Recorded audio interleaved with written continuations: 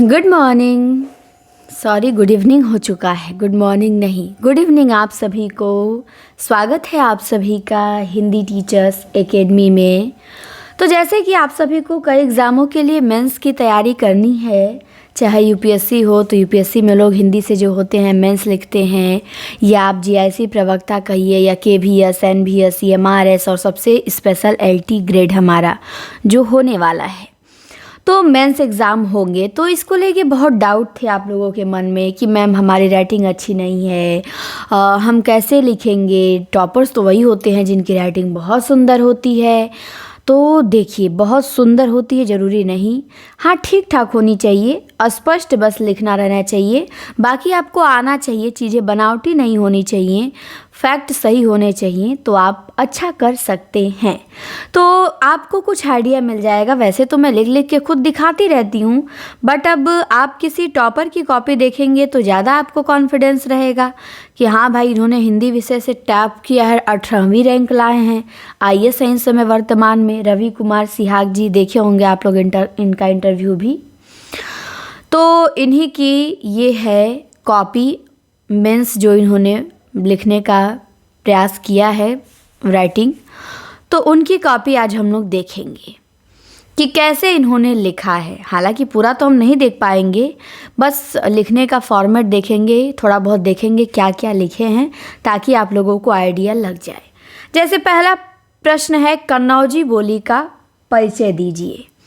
तो इन्होंने लिखा है कि कन्नौजी पश्चिमी हिंदी उपभाषा की एक मुख्य बोली है, जिसका क्षेत्र उत्तर प्रदेश के कन्नौज, प्रयाग, इलाहाबाद आदि क्षेत्रों में होता है। विशेषताएं अब लिखे हैं कि व्यंजनों का द्वितीयकरण एक उल्लेखनीय विशेषता है, और उदाहरण लिख के दिखाए हैं, बादशाह, बादशाह।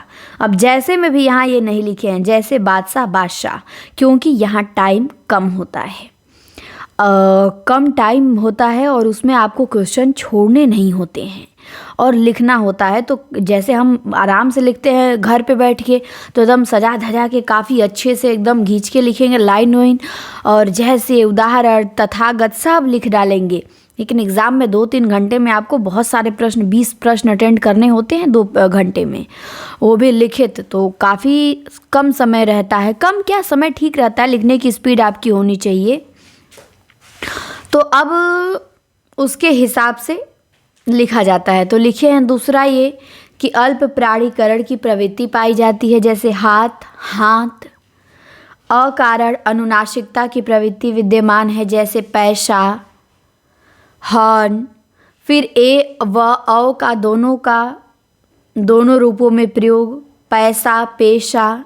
शब्दों के अंत में उकारांत की प्रवृत्ति, जो कि अवधि से प्रभावित लगती है। राम, रामू, किसान, किसानू, और उ, र आदि भेद स्पष्ट दिखलाई पड़ता है। तो 150 शब्दों में लिखा है, तो इन्होंने 150 शब्दों में लिखना था। तो देखिए इन्होंने कितना लिखा है, बस 1 पेज लिखा है, और दूसरे पेज पे 2 लाइन लिखी है, बस इतना ही। और मेंस की कापी आप लोगों की भी ऐसी ही रहेगी। देखिए कापी ऐसी ही होती हैं। ज़्यादा आप लोगों को लगता है अरे कैसे हम लिखेंगे, उतना पेज कहाँ होता है, बीच में बस लिखना होता है, किनारे किनारे दोनों तरफ जगह होता है। और मैं 150 शब्दों में लिखना है, तो अब गिनते हैं कि कितने शब्दों में ये लिखे हैं। आइए देखते हैं। तो 1, 2, 3, 4, 5, 6, 7, 8, 9, 10, 11, 12, 13, 14, 15, 16, 17, 18, 19, 20, 21, 22, 23, 24, 25, 26, 27, 28, 29, 30, 31, 32, 33, 34, 35, 36, 37, 38, 39, 40, 41, 42, 43, 44, 45, 46, 47, 48, 49, 50, 51, 52, 53, 54, 55, 56, 57, 58, 59, 60, 61, 62, 63, 64, 65, 66, 67, 68, 69, 70, 71, 72, 73, 74, 75, 76, 77, 78, 79, 80, 81, 82, 83, 84, 85। मतलब लिखना था 125 शब्दों में, इन्होंने लिखा है 85 शब्दों में ही केवल। तो ये आपको भी ध्यान रखना है। टाइम मैनेज करना होता है। जब आपको लगे कि हाँ इस प्रश्न का, आप देखिए इन्होंने जो उत्तर दिया है तो उत्तर तो एकदम सफिशिएंट है इनका। हाँ, अब कन्नौजी बोली का परिचय दिए तो इन्होंने परिचय भी दे दिया है, विशेषता भी उसकी बता दी है। तो इन्होंने शॉर्ट में इसे दे दिया है ताकि एग्जामिनर पढ़ के संतुष्ट भी हो जाएगा। हाँ, इनको जानकारी है। एक आध नंबर तो आप कितना पूरा भी लिखेंगे तो वो काटेगा ही काटेगा 2 नंबर। तो ये चीज़ आपको भी ध्यान देना है कि 150 शब्दों में कहे तो आपको कम में रहना है, 10 20 30 शब्द, अधिक नहीं ले जाना है, क्योंकि एग्जामिनर बैठ के गिनेगा नहीं वहाँ कि कितना आप लिख रहे हैं।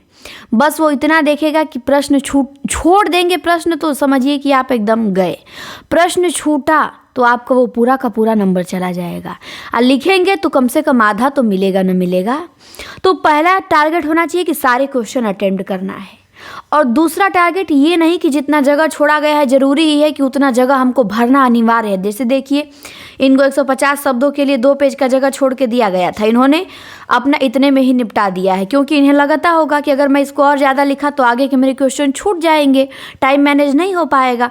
तो इन्होंने इसको इतना लिख के निपटा दिया और अगले प्रश्न पे आ गए। तो ये चीज़ आप लोगों को भी एग्ज़ाम में अपनानी है। ठीक, ये चीज़ आप ध्यान रखिएगा। ये नहीं कि कुछ लोग एकदम गिन गिन के 150 शब्द लिखेंगे, पहले तो गिनना नहीं है परीक्षा में। थोड़ा सा कम रहे, अधिक बिल्कुल ना हो, क्योंकि अधिक ले जाएंगे तो पक्का आप क्वेश्चन छोड़ेंगे, क्योंकि वो टाइम फिर कहाँ आप मैनेज करेंगे, नहीं कर पाएंगे मैनेज ना। और कम रहेगा तो आप समय हर जगह से बचाते चलेंगे। आज छोड़े रहेंगे जगह तो बाद में आपके पास टाइम बच गया और आपको कुछ लिखना भी हो तो आप आके फिर यहाँ ऐड कर देंगे, अपना जगह बचा रहेगा। तो पहली बार में प्रयास करिएगा इतना ही लिखने का कि जो दूसरा पेज हो मतलब उसका कम से कम आधा ही लिखना है, आधा छोड़ देना है, या यहाँ तक थोड़ा छोड़ना है। पूरा भरने का प्रयत्न बिल्कुल ना करिएगा, और लास्ट में समय बच जाए तो फिर आके अपना लिख के उसे भर दिया करिएगा। तो ये ट्रिक आपको अपनानी है एग्ज़ाम में। ठीक, तो हमने इनका पहला प्रश्न देख लिया। और राइटिंग देखिए, राइटिंग हम अब ये नहीं कहेंगे इनकी राइटिंग अच्छी नहीं होगी, इनकी राइटिंग ठीक ठाक है। और एग्ज़ाम में इतना प्रेशर होता है और इतना कम समय में आपको लिखना रहता है, तो इससे बेहतर थोड़ी लिख पाएंगे। हाँ, स्पष्ट होना चाहिए। जैसे देखिए इन्होंने, मैं कहती हूँ आप लोगों को ना, दूर दूर लिखिए, कापी को खूब घना मत करिए। तो देखिए इन्होंने अपनी कापी को घना की है, जैसा मैं बताती हूँ बिल्कुल उनकी कापी सेम वैसी ही है, एकदम दूर दूर इन्होंने लिखा है। और मात्रा की कम त्रुटि है त्रुटि ऐसी बात नहीं है, लेकिन कम है।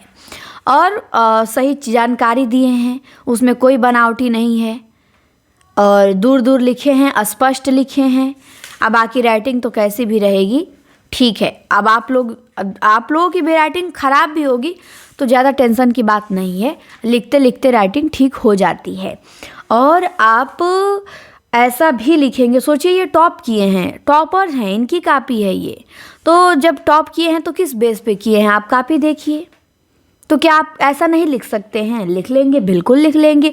हो सकता है इससे बेहतर भी लिख सकते हैं, अच्छी भी राइटिंग आपकी हो सकती है लिखते लिखते आप प्रयास करें तो ये चीज़ आपको ध्यान देना है।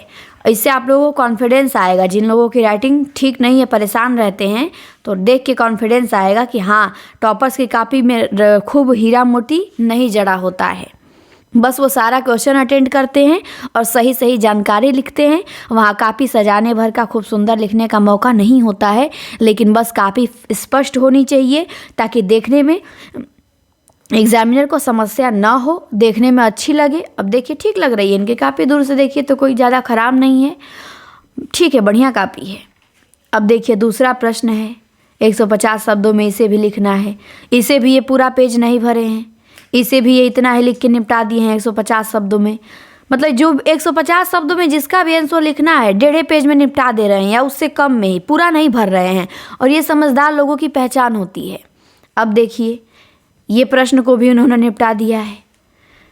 सिद्ध साहित्य में प्रारंभिक खड़ी बोली का स्वरूप क्या है?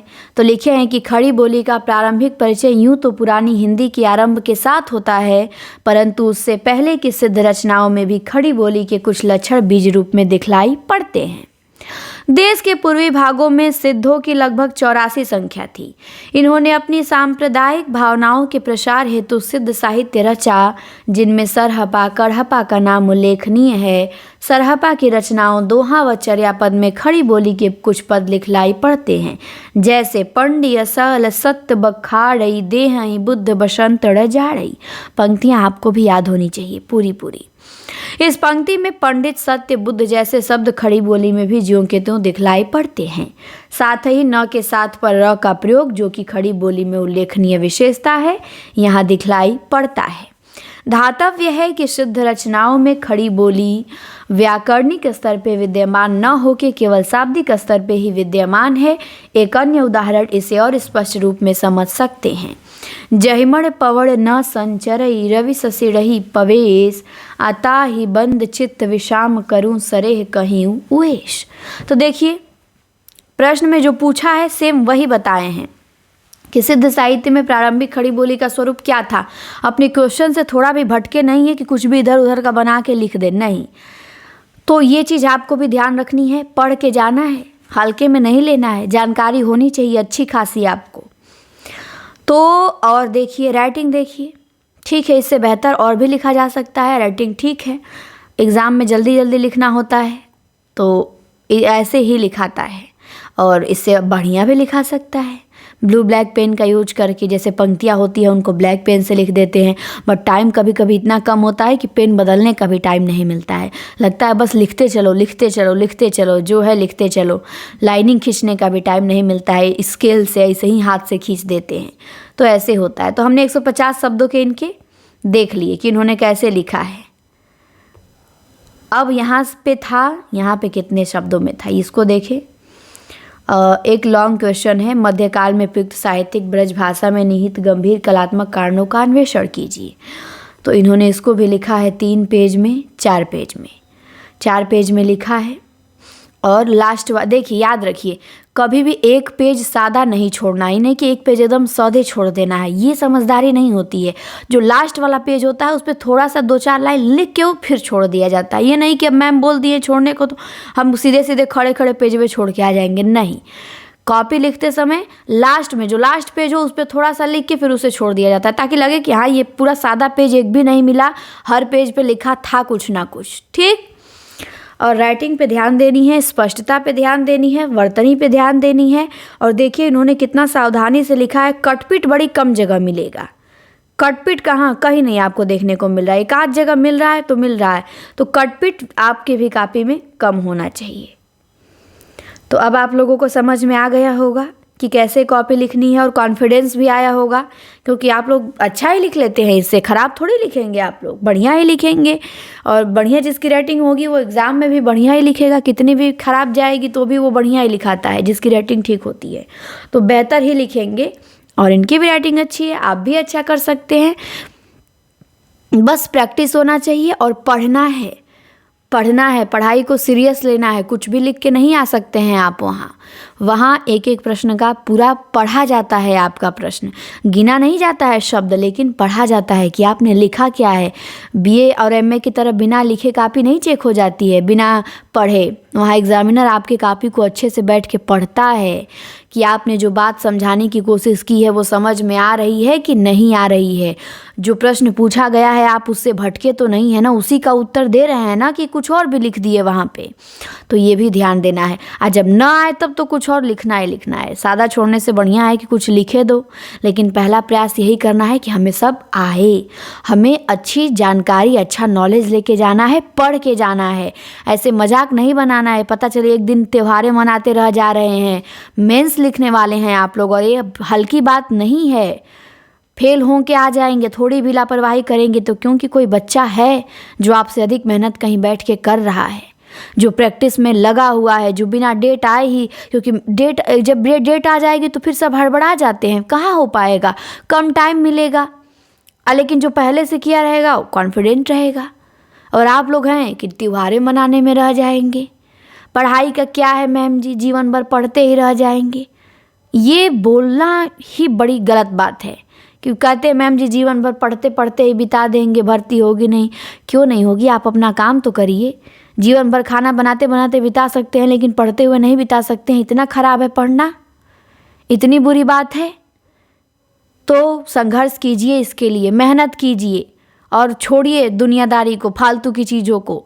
समय दीजिए पढ़ाई में अपना, बहुत कीमती है वक्त। जिस दिन रिजल्ट आएगा ना और आपका नाम नहीं दिखेगा सर्च करने पे, उस दिन समझ आएगा कि क्या होता है समय की कीमत। फिर 5 साल इंतज़ार करना पड़ेगा, पता चले कि एज लिमिट लग जाए, सही बाहर हो जाएंगे। तो वह मौका मिला है, वक्त मिला है, दोनों मिला है और एक एक मिनट कीमती है। भुलवाइए मत, नहीं तो ये भुलवाना एक दिन पछतावे के रूप में आपके सामने आ सकता है। और मेहनत करेंगे तो रिजल्ट के रूप में आपके सामने आएगा, आपका नाम दिखेगा रिजल्ट के PDF में। तो उसके लिए आपको मेहनत करना पड़ेगा, दिन रात लगना पड़ेगा, फालतू की चीज़ें छोड़नी पड़ेंगी। पढ़ाई में केवल सेल्फ स्टडी में अपना समय देना है, क्लास अच्छे से करना है। जो वीडियो मैं इतनी अच्छी अच्छी मेंस के लिए बना रही हूँ उसे देखना है, नोट करना है, उन चीज़ों पे ध्यान देना है। मैं पूरा सब, आप सोचते हैं मैम ऐसे ही बना दे रही होंगी, मैम को क्या एक्सपीरियंस है। मैं बहुत सारी चीज़ों को पढ़ के, बहुत लोगों का देख के, सुन के तब बनाती हूँ, तब आपको कोई जानकारी देती हूँ। ज़रूरी नहीं होता है कि अनुभव के लिए आपको 50 साल की उम्र बितानी ही पड़ेगी, नहीं। चीज़ों को पढ़ के भी अनुभव आता है, सीख के भी आता है, दूसरों को देख के भी आता है। तो ये मत सोचिएगा कि नहीं नहीं जो है 30 वर्ष का, 40 वर्ष का, या जो बहुत डिग्रियाँ ले लिया है वही वो है अनुभवी, लेकिन केवल वही नहीं हो सकता है। बाकी लोग भी, अब कोई पढ़ रहा है तो क्या मैं पढ़ती हूँ तो मुझे उसका कुछ नहीं मिलता होगा? क्या मैं देखती हूँ, क्या मैं इधर उधर रिसर्च करती हूँ? मैं जो क्वेश्चन आपको कराती हूँ बहुत जगह से खोज के और हर जगह का देखती हूँ, कहाँ कैसे प्रश्न आ रहे हैं, यूपी PCS में कैसे मेंस में लिखा जाता है, IAS में कौन कौन से प्रश्न बने हैं, पहले जो मेंस की परीक्षाएँ होती हैं उनमें कैसे बना है, उनका आंसर कैसे लिखा जाता है, तब मैं आपको बताती हूँ। ऐसे नहीं कि कुछ भी तुक्के पे आके और आपको बता दूँ और हो गया, काम तमाम हो गया बस। और जो कि मुझे मेंस लिखना भी नहीं है, फिर भी मैं आप लोगों के लिए इतना बढ़िया वीडियो बना रही हूँ, आपको दे रही हूँ ताकि आप उसका लाभ ले सके, क्योंकि बहुत विश्वास से आप जुड़े हैं और आपको लगता है कि मैम TGT PGT के साथ हमारा LT ग्रेड की भी तैयारी करवाएंगी। तो मैं नहीं चाहती कि आपको इसके लिए कहीं भटकना पड़े या परेशान होना पड़े। TGT PGT का तो मैं बहुत बेस्ट तरीके से कराऊंगी, साथ में LT ग्रेड और GIC MRS KBS NBS सबका बहुत बेहतरीन तरीके से तैयारी कराऊंगी।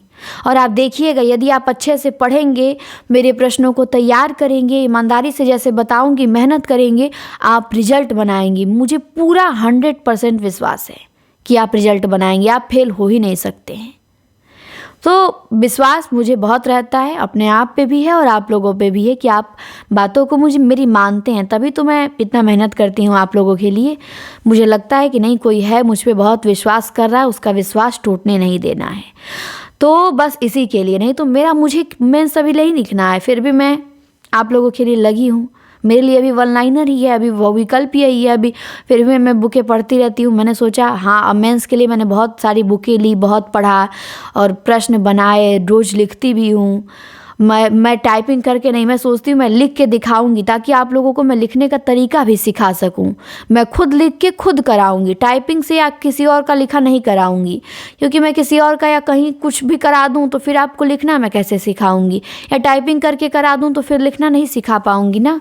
तो मुझे आप लोगों को स्पष्ट और सुंदर लिखना भी सिखाना है और क्वेश्चन की सही जानकारी भी देनी है, कैसे पूछा जाता है तो क्या लिखना है। तो मन से तैयारी करिए। और कुछ लोगों के मन में ये भी डाउट होगा कि मैम हम कहीं मेंस की तैयारी करें तो हमारा TGT PGT का कहीं ना चला जाए। नहीं भाई, और मेंस TGT PGT से आसान है, कठिन नहीं है। ये ध्यान दीजिए कि मेंस में आपको एक सीट पे केवल 10 लोगों से फाइट करनी है और TGT में एक सीट पे आपको 200 लोगों से फाइट करनी है। तो कठिन कौन सा है? कठिन TGT ना है। यहाँ 199 लोग को पीछे करेंगे तब आपको एक सीट मिलेगी, यहाँ 90 लोग को पीछे करना है, तो कौन सा कठिन है? आप फिर मेंस की तैयारी करेंगे तो जो आपको चीज़ें याद करेंगे क्या वो TGT में नहीं काम आएंगी? बस वहाँ बहुविकल्पीय रूप में रहेगा। अब मेंस में आपको तथ्य याद करने हैं। अब हम कथन बस ट्रिक से याद करते थे, अब पूरा कथन याद होना चाहिए ताकि हम दिखा सके कि इन विद्वान का ये मत है, इनका ये मत है। और इसमें चीज़ें याद करेंगे तो उसमें भी आपको बेनिफिट देगा। और मैं बिल्कुल नहीं कहूँगी कि मेंस की तैयारी करेंगे तो आपका टीजीटी पीजीटी प्रभावित होगा, बिल्कुल नहीं होगा। वो आपका और बेस्ट होगा, वो और निखरेगा। बस इसमें आपको लिखने का अभ्यास ज़्यादा करना पड़ेगा और वहाँ लिखना नहीं है। तो आप दोनों को एक साथ मैनेज कर सकते हैं। और मेंस बहुत आसान चीज़ है, बस सही गाइडेंस मिलने की देर है। सही आप दिशा निर्देशों में चलेंगे तो मेंस कठिन चीज़ नहीं है। और टीजीटी में भी आप आराम से अपनी सीटेक निकाल सकते हैं, क्योंकि आप मेहनत करिए, खूब मेहनत करिए, मेहनत में कमी ना करिए। जब मेहनत में सबसे आगे रहेंगे तो रिजल्ट में आपसे आगे थोड़े कोई आएगा। तो बस मन लगा के पढ़िए। कोई भी डाउट हो आप कमेंट सेक्शन में पूछ सकते हैं। और जैसे मैं 10 क्वेश्चन मेंस का करा लूँगी, आप लोगों का टेस्ट लूँगी, फिर मैं आप लोगों को 5 प्रश्न दूंगी 150 शब्दों में लिखने के लिए। जिस दिन 10 प्रश्न हम लोगों का कंप्लीट हो जाएगा लिखित वाला, उस दिन मैं आप लोगों को 5 प्रश्न दूंगी 150 शब्दों में लिखने के लिए। और फिर सबकी कॉपी मैं चेक करूँगी, फिर सबका मैं रिजल्ट बनाऊँगी, कितना कौन स्कोर पाया है, किस में क्या त्रुटि है, क्या सुधार है, सब बताऊँगी। और फिर उस प्रश्न का मैं आंसर भी आप लोगों को बताऊंगी।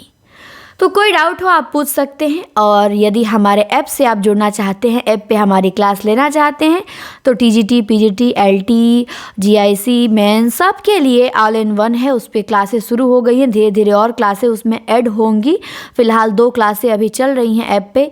एक तो स्टार्ट से नोट्स बनवाया जा रहा है आप लोगों को हिंदी साहित्य का सर के द्वारा, और एक मेरे द्वारा अभी व्याकरण शुरू किया गया है। व्याकरण के 22,000 प्रश्न आप लोगों को मुझे कराना है, तो वही मैंने स्टार्ट किया है।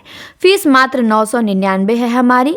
या आप Hindi teachers academy app download करके आगाज बैच से खुद जुड़ जाइए, या आप जो नंबर दे रही हूँ, कोई भी डाउट इस नंबर पे आप कॉल नहीं मैसेज व्हाट्सएप पे कर दीजिएगा, आपको जवाब मिल जाएगा। और बैच से जुड़ना भी हो तो इस पर आप मैसेज कर देंगे, आप जुड़ जाएंगे। 94 52 86 93 35, या फिर इसी पे पेमेंट करके फ़ीस और व्हाट्सएप पे स्क्रीनशॉट शेयर कर देंगे तो आप ऐड हो जाएंगे। फिर आप ऐप डाउनलोड करेंगे तो आप में कोर्स शो होगा। तो आप लोग जल्दी से, जो लोग अब बहुत लोग जुड़े हैं, 300 प्लस लोग जुड़े हुए हैं, आप लोग भी जुड़ सकते हैं। तो जुड़िए, पढ़िए, देखिए, सीखिए, आपको बेनिफिट ही होगा। और पढ़ाई में कमी नहीं करनी चाहिए कहीं से भी। जितना हो सके पढ़ाई में उतना अपनी तरफ से पूरा लगाना चाहिए, जी जान, तन मन धन सब लगाना है। तो आप लोग जुड़ सकते हैं और ज़रूर जुड़िए, आप लोगों को सच में बहुत अच्छा एक्सपीरियंस मिलेगा। तो चलिए, अब कोई डाउट हो आप पूछ सकते हैं अपने कमेंट बॉक्स में, जवाब आपको मिल जाएगा। वीडियो कैसी लगी आप मुझे बताएंगे, और ऐसे ही बीच बीच में मैं आपको टॉपर्स की और भी कापियाँ दिखाती रहूँगी। फ़िलहाल हमने रवि सिहाग जी की कॉपी देखी और आप बहुत कुछ इससे सीखे भी होंगे, और आपके अंदर थोड़ा सा कॉन्फिडेंस भी आएगा कि हाँ, हम भी ऐसा लिख लेंगे। तो चलिए, अब इस क्लास को यहीं पे करती हूँ बंद। अब 8 बजे हमारी लाइव क्लास है, उसमें हम मिलेंगे। धन्यवाद।